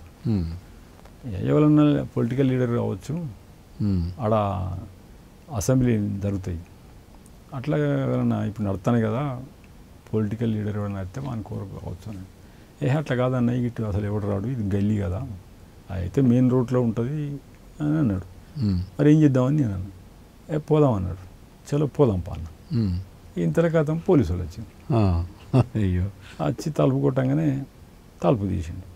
తలుపు తీయంగానే ఎవరు ఏంటిదని అడిగాడు. అడిగితే మేము ముందే అనుకున్నాం ఈ కథ చెప్పాలని. ఏం కథ? ఏమనంటే మేము బాంబే చూడబోయినాం, మా తెలంగాణ. ఈయన మా చిన్న కొడుకు, అక్కడ వాళ్ళు అక్కడ సెటిల్ అయినరు. మా చిన్న ఎప్పుడో పోయి సెటిల్ అయ్యిండు. మా తమ్ముడు అవుతాడు, నేను ఇది అని ఆయన నేను పడుకొని ఉండగానే చెప్పేసిండు అంత కథ. ఆయన లేపమనగా నన్ను లేపిండు. సివిల్గా అనిపిస్తాను, జనరల్గా వచ్చి ఉంటారు. మనమైతే ఆయుధాలు పట్టుకొని వస్తారు, అంత గందరగందరం ఉంటుంది. వాళ్ళని చూసేవరకే పెద్ద అది ఏం కాదన్నట్టుగా నాకు టెన్షన్ కూడా ఏం కాలేదు. అడిగితే చెప్పేసిన. ఏ ఊరు ఏందని అంటే ఆయన ఎట్లా చెప్పిండు, నేను అట్లా చెప్పాను. అప్పుడే పోయినారు. కొద్దిగా దూరం పోయి ఏం చేసినంటే ఆ ఇన్ఛార్జి ఎస్ఐ అరే మళ్ళీ వాపస్ తీసుకొచ్చి అరే ఆయన మళ్ళీ బ్యాగులు చెక్ చేయ అన్నాడు. అరే బ్యాగులు చెక్ చేసేవారికి ఏంటంటే అందులో ఒకటి మిలిటరీ బుక్ ఉంది నాది, పార్టీ నడుపుతున్నది ఒకటి జంగ్ అని. జంగ్ అనే బుక్ దొరికింది. మీరు పట్టుకొని వస్తాను? నేను పట్టుకొని వస్తాను. అది అప్పటికి మా సెక్రటరీ ఉండి వద్ద ఈ ప్రయాణం లేదు, మేము పంపిస్తా కదా నేను అన్నాడు. మీరు వచ్చేవారికి 1 నెల రోజులు అవుతుంది కావచ్చు, ఆ 1 నెల రోజుల దాకా ఎవరు ఆగుతారు, చదవాలి కదా ఇంట్రెస్ట్తో అది ఎంబడి పట్టుకొచ్చుకున్నాను. ఆయనది ఇన్స్టిట్యూషన్ సార్ ఇలా పుస్తకాలు ఉన్నాయనంటే ఇటీ అని. ఎన్ని పుస్తకాలు మరి? నా దగ్గర అది ఒకటే ఉన్నది, ఏది పట్టుకురాలి ఇక అసలు వద్దానంటే ఇది ఒకటి తీసుకుపోతా అని తీసుకొచ్చుకున్నాను. చూసేవరకు అన్ని మిలిటరీ ఫోటోలు, అన్ని అంబుష్ల నక్షలు కనిపించి ఆయనకు డౌట్ వచ్చింది. ఈ ఒకటో వాళ్ళకు ఇన్ఫర్మేషన్ కూడా ఉన్నది, వీళ్ళు నక్సలైట్లు ఇట్లా వస్తుంది అనేది. ఇవి కనిపించినాయి. వెంటనే ఏం చేసిండంటే ఆయన గల్మల 2 పోలీసులు పెట్టి పక్కకు పోయి ఫోన్ చేసిండు. ఫోన్ చేయగానే ఎక్స్ట్రా ఫోర్స్ వచ్చింది, పట్టుకొని పోయినారు ఇక. పట్టుకొని పోయి రాత్రి 11 ఆగి ఇంటరాక్ట్ చేశారు. గవ్వే గవ్వే గవ్వే చెప్పినాం. అంటే మరి మీ దగ్గర ఎందుకు ఉంటుంది మిలిటరీ బుక్? మీరు ఏదో బాంబే చూడాలని వచ్చిన వాళ్ళ దగ్గర మిలిటరీ బుక్ ఎందుకున్నది? అదే డౌట్ వచ్చిందని వాళ్ళు అంటారు, అడుగుతారు. ఏం చెప్పింది మరి మీరు? నేను ఆఖరి చెప్పినాం, మా అక్కడ తెలంగాణలో నక్సలైట్ ఉద్యమం ఉన్నది, మామూలు అప్పుడప్పుడు వాళ్ళ పుస్తకాలు దొరికితే మాకు చదువుతాం, అంతే తప్ప మాకు పార్టీ కాదు. పార్టీ అది గిట్లేదు. అంటే నువ్వు అప్పటికే స్టేట్ కమిటీ లీడరా? మీటింగ్ వేస్తున్నాను కదా, ఒక స్టేట్ కమిటీ మెంబర్ అనేది వాళ్ళకి తెలియదు. పేరు తెలిసి అంటే అప్పుడు ఇంకా ఏం పేరు మీది అప్పుడు? అదే మదన్ లాల్ పేరుతోనే వాళ్ళకంతా నోటాడు. ఆయన ఇక తీసుకుపోయినారు 11 దాకా ఇంటరాక్ట్ చేశారు. కొట్టిరా బాగా? కొట్టుడు ఏం ముట్టుకోలేను. వాళ్ళకి ఎవరో ఏంటిదో క్లియర్ కానప్పుడు ఎందుకు కొడతాడు? గవే చెప్పిన వాళ్ళు ఆయనకి అట్ట వచ్చింది. ఆడ ఇచ్చిపెట్టిండు. పొద్దున వచ్చాక చూద్దామని సెంట్రీకి పోయిండు. తెల్లారి మళ్ళీ 9ంటికి వచ్చిండు. ఇక వాళ్ళ సిఐ వచ్చిండు, సర్కిల్ ఇన్స్పెక్టర్ వచ్చిండు. పుస్తకం చూసిండు. ఆయన ఇంకా ఎక్కువ ఇది డౌట్ చేసిండు. తీసి రమ్మన్నాడు. కూకుండా పెట్టారు ఆయన దగ్గర తీసుకుపోయి. మళ్ళీ అడిగితే ఆయనతో కూడా గవే చెప్పిన. ఆయన వల్ల వాళ్ళు ఇంటెలిజెన్స్ వాళ్ళని పిలిపించండి. ఇది నాకు చెప్పేటట్లేడని ఇంటెలిజెన్స్ వాళ్ళు వచ్చారు. ఇంటెలిజెన్స్ వచ్చి ఇది బుక్ అయితే వాళ్ళదే, ఇది చెప్తలేడు, ఇది సంగతి ఏం చదవని వాళ్ళు గట్టిగా అడుగు పెట్టారు. చెప్తావా తొక్కలనా అది బెదిరించారు. అప్పటికి వాళ్ళు ఏం చేశారంటే బయట కూకుండా పెట్టినవన్నీ నన్ను తీసి లోపలేసారు. అప్పటిదాకా లాకప్ చేయలే. బయట పెట్టినరు. నన్ను ఇంకా మామూలుగా ఎదుగుతాను అనేది నేను ఫీల్ అవుతున్నా. ఇడిచిపెడతారు కావచ్చు అనుకున్నా. కానీ ఇక లోపలేసారు. లోపల లాకప్లు వేసి ఇక దానికి సంబంధించిన మెయిన్ ఇన్ఛార్జీలను పిలిపించారు. వచ్చిండ్రు. అంటే ముందు కానిస్టేబుల్స్ లెవెల్లో లేకుంటే ఏదో సివిల్ వచ్చారు. వాళ్ళు ఇంటెలిజెన్స్ వాడు, ఇది పార్టీవాడు వీడు చెప్తలేడు అనేది వాళ్ళకి అర్థమై ఫోన్ చేశారు. వాళ్ళ బ్రాంచ్ వాళ్ళు అందరూ వచ్చేసారు. ఇక వాళ్ళకు ఇంకా అన్ని క్వశ్చన్స్ చేసి పెట్టిండ్రు. పెట్టి ఏమడుగుతున్నారు? ఈ మిలిటరీ బుక్ నీ దగ్గర ఎందుకు ఉంటుంది? పార్టీ అయితే ఏదో పత్రిక చదువుతారు. ఈ మిలిటరీ బుక్ నీ దగ్గర ఎందుకు ఉంటుంది అంటే ఆడ అన్నీ ఇట్లే ఇస్తారు, చదువుతామని. రైట్, ఈ పార్టీ బుక్ మమ్మల్ని గుమారే క్యా బతానే తో బతావా సీదా నైతో సీదా కర్ దేంగే. ధమ్కీలు ఇచ్చారు. చాలా చెప్పే నేను చెప్పడానికి సిద్ధంగా లేను. ఏం చేసినా మంచిదే, ఇంకా చూద్దా అని అట్లనే చెప్తా ఉంటే ఇక వాళ్ళు సీరియస్ అయ్యి తొక్కుదాం అనుకున్నారు. ఇక ఇది దాగది అనుకున్నాను నేను. సాయంత్రం మళ్ళీ 5-6 అవుతుంది. అప్పుడు నేను పలానా ఆయన అని చెప్పినప్పుడు ఆహా బిడ్డ అని అప్పుడు ఇక వాళ్ళు ఇక ఎగిరి అంతేసిరు అనుకోరాదు. పక్కపండి అంతే వాళ్ళు బ్రాంచ్ వాళ్ళు కూడా జేబులో ఫోటో ఉన్నది నాది. అప్పుడు తీసుస్తాను. ఆ ఫోటోకి ఈ ఫోటోకి చాలా కొంత చేంజ్ ఉండే. అరే క్యారే భయ్ బహుత్ గుమ్ హై హమ్కో మాట్లాడిన వాళ్ళ ఐజీ డిఐజీ మెయిన్ అధికారులందరికీ ఫోన్లు చేసిండ్రు. 7 గంటలకు అట్లా ఆంధ్ర ఆఫీసర్స్ వచ్చిండ్రు. ఛత్తీస్గఢ్ ఎంపీ ఏపీ అన్నిటికీ ఫోన్ చేసి పెట్టారు. ఛత్తీస్గఢ్ వాళ్ళు రాలే కానీ మొత్తం మహారాష్ట్ర ఆఫీసర్స్, ఐజీ లెవెల్ వాళ్ళు, ఇక దానికి సంబంధించిన మొత్తం కించి మీద దాకా అందరు వచ్చేసి నా దగ్గర దొరికిన కాగితాలు ఒకటి అపాయింట్మెంట్ కాగితం దొరికింది. కోడ్లో రాసుకున్నా. అది చూసారు. నా దగ్గర మినిట్స్ బుక్ దొరికింది, డైరీ రాసుకున్నా తెలుగు, అవి దొరికినాయి. అవన్నీ చెక్ చేసిండ్రు. చేసి ఇక రాత్రి 9ంటికి అట్లా తీసిండ్రు. ఇక తీసి బయట అంటే ఒక రూములు, ఇటువంటి రూములని కుర్చీలు వేసుకొని కూకునే పెట్టి కళ్ళకు గంతలు కట్టిండ్రు. అడిగి ప్రశ్నలు అడిగినారు పొలిటికల్గా. కళ్ళకు గంతలు ఎందుకు కట్టిరు? ఇక వాళ్ళకు భయమే మరి ఎట్లా అడిగేటోళ్ళు నేను ఎవరమని తెలియవద్దనే దాంతో వాళ్ళ ఐడెంటిటీ తెలియకుండా ఉండడానికి నాకు కళ్ళకు గంతలు కట్టింది. గంతలు కట్టి చేతులు ఈ కుర్చీకి కట్టేసి వెనక 2 కానిస్టేబుల్ వాళ్ళ స్పెషల్ ఫోర్స్ వాళ్ళు ఉండి పొలిటికల్గా డిస్కషన్ చేశారు. పొలిటికల్గా డిస్కషన్ చేస్తే నేను కూడా మాట్లాడినా. చాలాసేపే మాట్లాడినాక ఏం చేసిందనంటే అప్పుడు అక్కడ ఒక పద్ధతి అది అంతటా ఉన్నది. ఆ పద్ధతి ఏంటిది అని అంటే కోర్టులో హాజరుపరిచే ముందు ప్రిజనర్ను హాస్పిటల్లో చెకప్ చేస్తారు. నేను అనుకున్నా తీసుకుపోయి ఎక్కడైనా చేస్తారు కదా, ఎక్కడైనా చేస్తారా? ఇక్కడైతే మనం అప్పుడు చేయలే, నన్ను పంపేటప్పుడు చేశారు. ఇక్కడ కోర్టు పంపారు, రోజు ఉంచుకొని పంపారు అట్లా.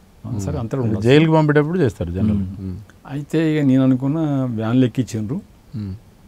వీళ్ళు అధికారులు మాట్లాడిండ్రు, ఏదో డిసైడ్ చేశారు సాగు గుప్తారు వీళ్ళు, ఎన్కౌంటర్ చేస్తారు అనుకున్నా అన్నట్టు. సిటీలో ఒక 2 గంటలు తిప్పిండ్రు.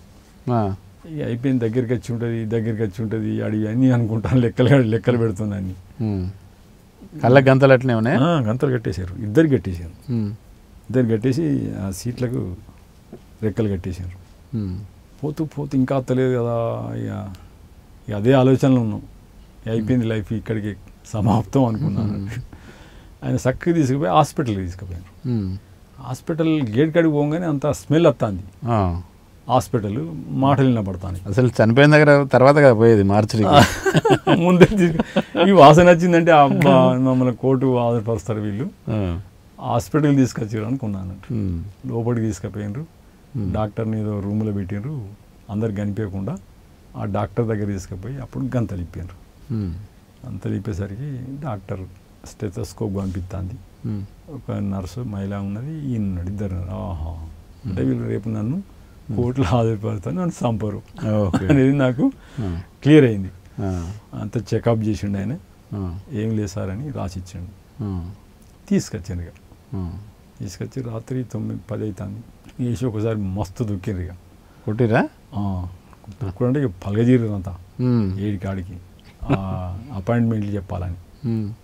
బేహుష్ అడ్డం పడిపోయాను, మొత్తం 4 ఎండిపోయింది, కాళ్ళు ఆడతలేవు, చేతులు ఆడతలేవు, మాటలు అత్తలేవు. ఇక నాకు పడిపోయిన వాళ్ళకి అక్కడ పడేసారు. అలా అధికారులు వెళ్ళిపోయారు. ఆ తర్వాత ఆ నుంచి రాత్రి మళ్ళీ వాళ్ళ హెడ్ క్వార్టర్ తీసుకుపోయి పెట్టారు. హెడ్ క్వార్టర్లో ఒక వాళ్ళ గెస్ట్ హౌస్లో పెట్టారు. రాత్రి 12-1 అట్లా తెలియబడ్డది. కొద్దిగా ధూపైతుంది అనగానే నీళ్ళు తీసుకొచ్చి ఇస్తే నీళ్ళు తాగిన. అంత కొత్త ఫోర్స్ కనిపిస్తాను అక్కడ. అది చూసేవరకు అది గెస్ట్ హౌస్, అంటే అక్కడ కొట్టిన జాగ్ కాదనేది అర్థమైంది. సరే ఏదైతే రేపు ఎట్లా నన్ను పాడతారు, కాకపోతే తనులు అయితే ఉంటాయి, ఇంకా ఉంటాయి, ఇది మామూలే అనుకున్నా. గతం వాళ్ళు తెల్లారంగా 9-10 గంతలు కట్టిన అట్లే కోర్టు తీసుకుపోయాను. కోర్టు వరకు గంతలు ఉన్నాయా? మేజిస్ట్రేట్ దగ్గరనే గంతలు ఇప్పిండ్రు. అది మళ్ళీ మెయిన్ దర్వాజా కాకుండా సాట్ దర్వాజా తీసుకుపోయారు. తీసుకుపోయి చూపించారు. కోర్టు అన్నా లేకుంటే వీళ్ళు ఏమైనా మోసం చేస్తానరా, నాటకం చేస్తానరా అయిందనిపించింది అన్నట్టు. లేడీ మేజిస్ట్రేట్ పేరు అడిగింది, ఊరు అడిగింది. ఇది అంతే నాకు కోర్టులాగా అనిపించాల. అంటే వెంటనే ఎక్స్పోజ్ అయ్యి కావద్దనేది వాళ్ళ ఇంటెన్షన్ ఉన్నట్టున్నది. అయితే నేను ఏం మాట్లాడలేకపోయినా. వీళ్ళు పోలీసు వాళ్ళు ఏంది అని చెప్పలేదు. అసలు వాస్తవానికి కొట్టిండ్రు, ఇట్లా జరిగిందని చెప్పాల్సి ఉండే. నాకు అక్కడ కోర్టు అనే వాతావరణమే కనిపించలేదు. ఇదంతా పోలీసు ఇంటికి తీసుకుపోయారేమో. ఇంటికి తీసుకుపోలే, కోర్టే అది. మళ్ళీ తర్వాత సెకండ్ సార్ వచ్చినప్పుడు చూస్తే అందరు వకీళ్ళు వీళ్ళంతా ఉన్నారు. కాకపోతే ఆ రోజు ఆ వాతావరణం లేకుండా అందరినీ కొట్టిరా ఏం చేసారో తెలియదు. లేకుంటే ఆమె మరి ఇంకా వేరే రూమ్లో పెట్టి తీసుకుపోయినా తెలియదు. ఇక రాత్రి ఆడ నుంచి తెల్లారంగా తీసుకుపోయి ఆడ పెట్టాను. కథం పేరు చెప్పాను కదా, పేపర్లో కూడా వచ్చింది, మీడియాలో. పేపర్లకు ఇంతంత ఎక్కడో రాస్తే వకీలు చూసినారు, కోర్టు కాడికి వచ్చింది అన్నట్టు. అట్లా ఒక 10-15 రోజుల దాకా ఏమనలే. జనరల్గా అడిగినే చెప్పిన. నాకు తెలియని వాళ్ళు అంటే కోర్టులో ప్రొడ్యూస్ చేసి మరి జైలుకి పోవడమే కదా. పంపలేదు. ఒక మంత్ 15 రోజులు కస్టడీ తీసుకున్నారు. అచ్చా, పోలీస్ కస్టడీ తీసుకున్నారు. ఏదో కేసు మీద మాకు ఇంటర్వ్యూషన్కు టైం కావాలని తీసుకున్నట్టే. అది నా ముందర కూడా మాట్లాడలేదు. ఆమెతో ఏం మాట్లాడారు, ఏం చేశారు, ఆమె రాసి ఇచ్చింది పొమ్మన్నది. 15 రోజుల తర్వాత మళ్ళీ తీసుకుపోయారు. అప్పుడు ఇంకా వేరే కోర్టులో ప్రొడ్యూస్ చేశారు. అప్పుడు చెప్పింది అన్నట్టు, ఆడ కోర్టు వాతావరణం ఉంటే నన్ను ఇట్లా కొట్టిండ్రు అది అని. అంటే నీకు ఇప్పుడు చెప్తే ఉన్నది అని మేజిస్ట్రేట్ అన్నాడు. దాన్ని మళ్ళీ తెల్లారి పేపర్లో ఇచ్చారు. అట్లా ఒక 15 రోజుల దాకా నన్ను ఏమనలే. జనరల్ క్వశ్చన్స్ చేసిండ్రు, అడిగిండ్రు, చెప్పింది. ఏమైనా సీక్రెట్ విషయాలు ఉంటే నాకు తెలియదు అన్నాడు. తెలిసి నాకు నేను చెప్పాను అన్నాడు. ఇట్లా ఇవన్నీ వాళ్ళు ఏం చేశారంటే అవన్నీ నోట్ చేసుకున్నారు. నోట్ చేసుకుని మళ్ళీ ఒక పెద్ద అడవిలో ఒక పెద్ద క్యాంప్ ఉంటుంది అన్నట్టు, మెయిన్ క్యాంపులు. ఆ క్యాంప్ అది మహారాష్ట్ర వాళ్ళది, దేవిరి అని ఉంటుంది.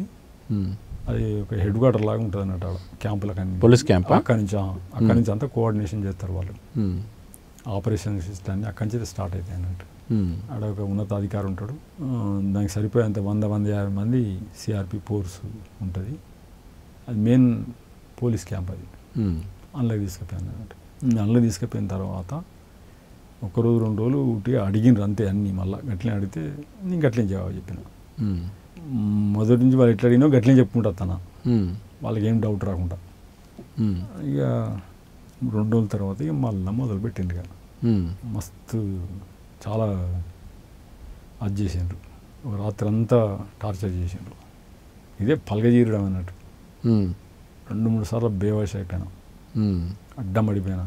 10-15 నిమిషాల తర్వాత జ్యూస్ రాగానే కొద్దిగా నీళ్ళు తాగిచ్చి సంకలలో 2 సిపాయిలు పెట్టుకుని అటు ఇటు తిప్పుడు, కాలు చల్లగానే మళ్ళా వేసి తొక్కుడు. ఇట్లా రాత్రి ఒక 2-3 గంటలు చేసారు అట్లా. మొత్తం ఓషి కూడా అది చేసిపోయింది అనుకో. తెల్లారి తీసుకుపోయి మళ్ళీ కోర్టులో అప్పచెప్పిండ్రు.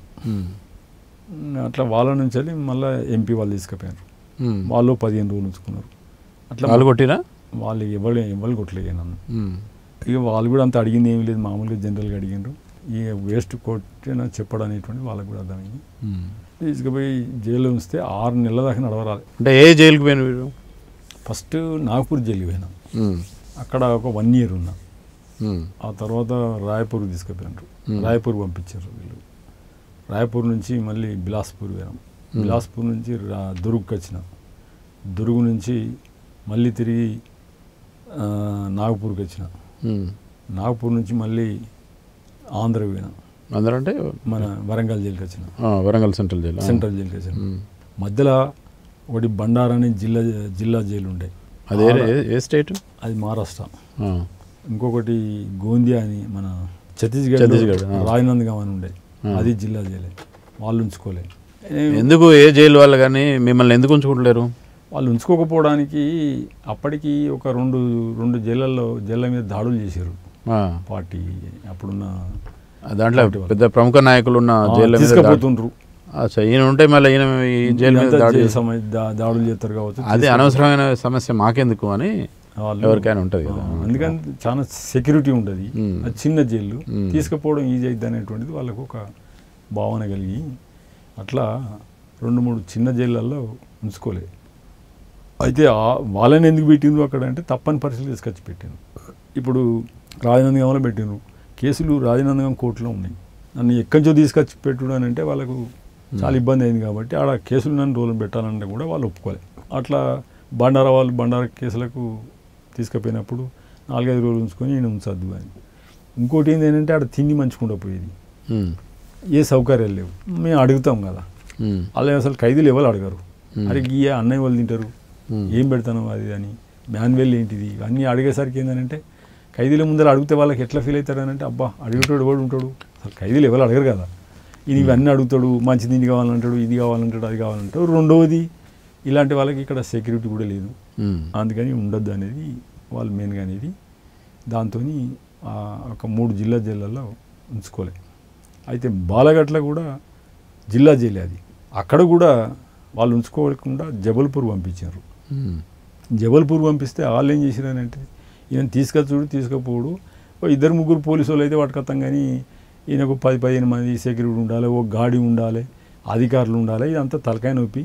ఓ ఎస్కాట్, ఇప్పుడు మంత్రులు గింతులు వస్తారు కదా వాళ్ళు, ఎస్కాట్ మీకు ఈ నుంచి అక్కడికి ఒకటి, అక్కడి నుంచి ఏ పోలీస్ స్టేషన్ ఆ పోలీస్ దగ్గర తీసుకుపోతారు. మీకు మంత్రులకు సంబంధించిన మర్యాదలు ఉండేది. అంటే ఆ పోలీస్ స్టేషన్ రాగానే వాళ్ళు రిసీవ్ చేసుకుంటారు. మళ్ళీ ఆ పోలీసు వాళ్ళు ఆ పోలీస్ స్టేషన్ దగ్గర తీసుకుపోతారు మీ వచ్చే గాడిని. అట్లా ఇవన్నీ ఆ చిన్న పోలీస్ స్టేషన్లో వాళ్ళకి సాధ్యం కాకపోయేది, వాళ్ళకి విశ్వాసం ఉండకపోయేది ఏం చేస్తాడు అనేది. అట్లా ఆ జైళ్ళలో ఉంచుకోకుండా మెయిన్ జైళ్ళల్లో ఉంచడం జరిగింది. మెయిన్ జైళ్ళలో ఇంకొకటి ఏంటంటే అక్కడ ఈ సెక్యూరిటీ గురించి బాగా ఆలోచించేది.